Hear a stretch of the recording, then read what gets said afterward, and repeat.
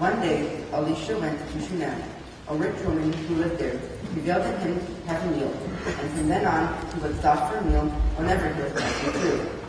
The woman said to her husband, "I am sure that this man who comes here so often is a holy man of God. Let's build a smaller one on the roof, put a bed, a table, a chair, and a lamp on it, and he can stay there whenever he visits us." One day he came there and went to the upper room to rest. He told his servant Gehazi to call the Shunammite woman. He called to her, and she presented herself before Elisha. He said to Gehazi, "Ask her what we can do for her in return for all the trouble she has taken in our account. Can I speak on your behalf for the king or the army commander?" "I live along my kin," she replied. "What can you do for her then?" said Elisha to Gehazi, who answered, "Well, she has no son, and her husband is an old man. Call her back," he said. He called to her, and she stood in the door. When she had returned, Elisha said, "At this time next year you'll be holding a son in your arms." She said, "My lord, you are a man of God. Do not delude your maidservant." But as Elisha had promised her, the woman gave birth to a son at that season the next year. Elisha got up and walked to and fro about the house, and again crouched over the boy. The boy sneezed 7 times and opened his eyes. Elisha called to Gehazi and told him to call the Shunammite woman. When she came, he said, "Lift up your son." She threw herself down at his feet and bowed low to the ground, and she lifted up her son and left.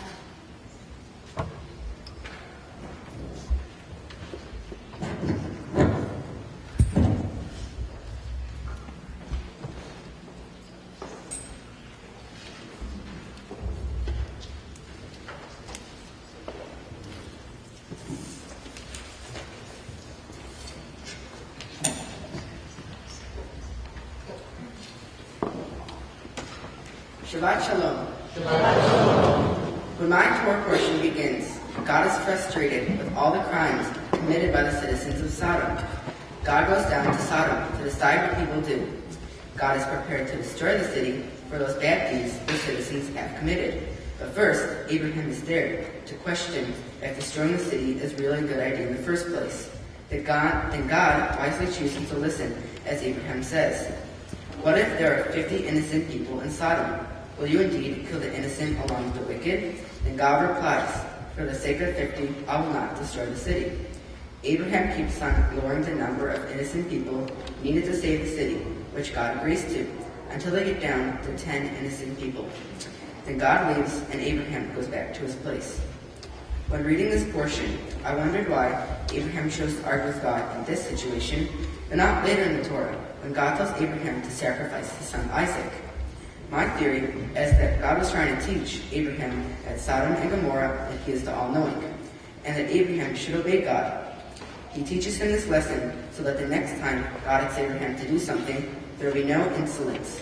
God actually knew that there weren't any good people in Sodom, but he thought that would make a good learning experience for Abraham to argue with him. Also, I think that this is a good example of how you learn best by experiencing. If God had just destroyed the 2 cities without having an argument with Abraham, then what would Abraham have learned? Since God let Abraham argue with him, Abraham learned firsthand how all-knowing God really is. In my life, there's many times when I learned from experiencing. I went to HDS, or Hebrew Day School, where we learn many things like Torah, holidays, traditions, and Jewish values. At HDS, we didn't just learn these things by sitting down and having a teacher lecture us. We actually experience what it's like to live Jewish lives. For example, when we were learning the Torah, my class did many plays on events that occurred in the Torah to give us a better idea of how the story really went. If I hadn't done those plays, then I might have not understood those stories today.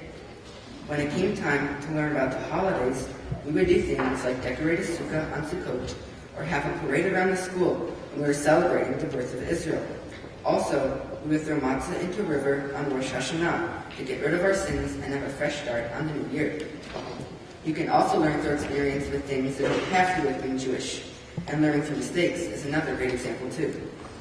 When I'm playing tennis, I make plenty of mistakes, and those mistakes are just leading me to becoming a better tennis player. Sort of like how the big mistake of Abraham arguing with God helped him to understand more of who God really is. God didn't get mad at Abraham for making that mistake, just like how my coaches will get mad at me if I make some mistakes too. For example, there's this one time where I was playing a match against another kid, and sadly lost 5-0. This kid wasn't that much better than me, so I was wondering what caused me to play so poorly. My coach told me that he probably had a lot of experience playing in these tennis matches, and the more experience I get, the better I'll probably do. So believe it or not, the more matches I played, the more ready I became, and in the end, I ended up doing a whole lot better. Speaking of experiences, this experience has been wonderful, and one that I'll hopefully never forget. I didn't realize how much you could learn from such a small part in such a big Torah, but believe me, I learned a lot. Working with the rabbi in Cantor and Rose was also a great experience too, especially when it made me feel like I'm finally part of the Jewish community and a lot more involved. Everything from learning the joke to writing the speech took a lot of time and also a lot of hard work, but it's definitely worth it, especially now when I can say that I'm a man.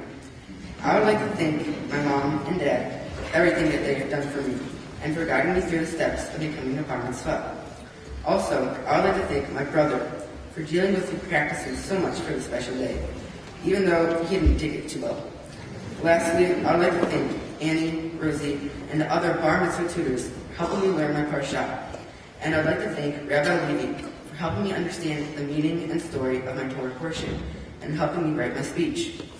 Finally, I would like to thank the people who came from far and wide to join me in this celebration. People came from Ontario, Quebec, New York, North Carolina, Florida, Chicago, Washington, D.C., Maryland, and of course, from right here in the Ann Arbor, Detroit area. Once again, thank you to all who have helped me to get to this point in my life. Shabbat Shalom. Shabbat Shalom. Come with me.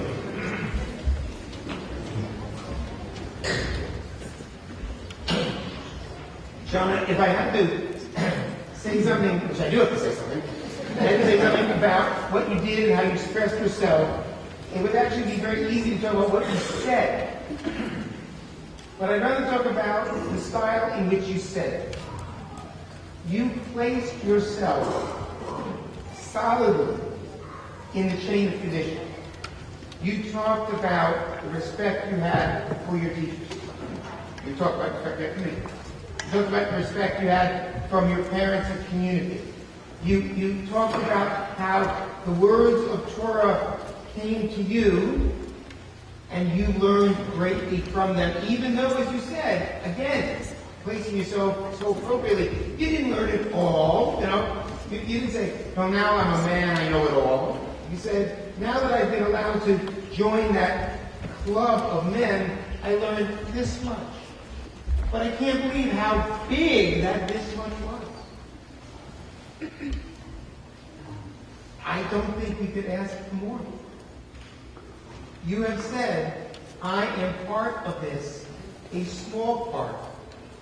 But there is so much in it, so much greatness, that even the small part I have has been invaluably enriching in my life. May all the world appear to you that way. May every experience you have, every friendship you make, every person you learn from, every person you help, enrich your life seemingly this much, but actually this much. May the love that you bring to the world be magnified 100-fold. May May the world blossom you as you are someone who obviously plants it, nurtures it, and waters it.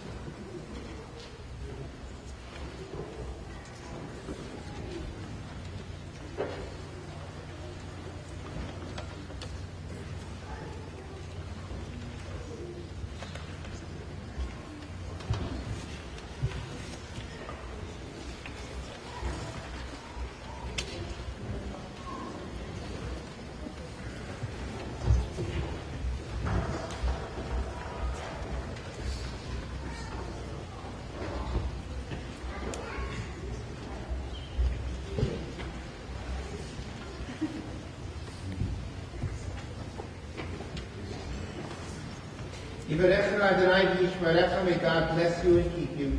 May the light of God's face shine upon you. May God be gracious to you. May God bless you always.